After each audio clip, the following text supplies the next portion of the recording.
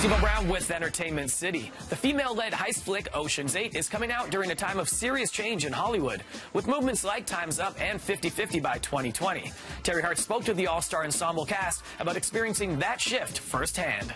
$16.5 million in each of your bank accounts 5 weeks from now. That's a lot. I'm interested from each of you in this kind of fast changing, it seems, new era of post-Me Too after the silent cam protest and 50-50 by 2020. Do these things make you feel empowered, or do they frustrate you that we're just having these conversations now? Both.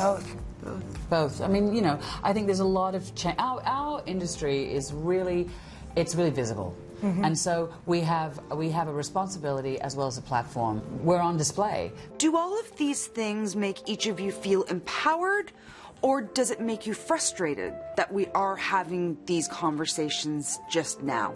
It's an exciting thing to be able to, and necessary and vital and important. So I don't feel frustrated in that sense. I know what you're saying, but it doesn't feel frustrating to me per se. If I'm frustrated with anything, I'm frustrated with myself, because I was so gung-ho about this stuff when I started my career, and at some point I drank the Kool-Aid and I internalized the poison, and I had stopped believing that I was going to see change in my lifetime.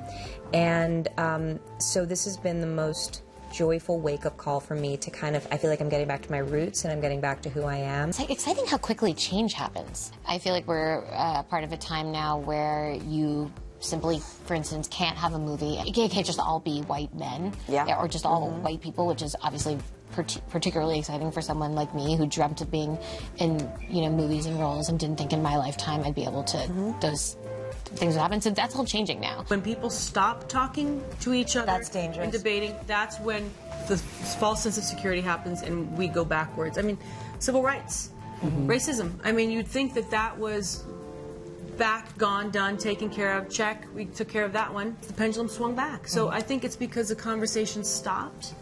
I think the dialogue needs to be honest and real and safe. Making movies is not political, but a culture is only as healthy as the stories it tells itself. And so I think cinema does have a role to play. Wise words from all of them. Catch Ocean's 8 on the big screen starting this Friday. For Entertainment City, I'm Devo Brown.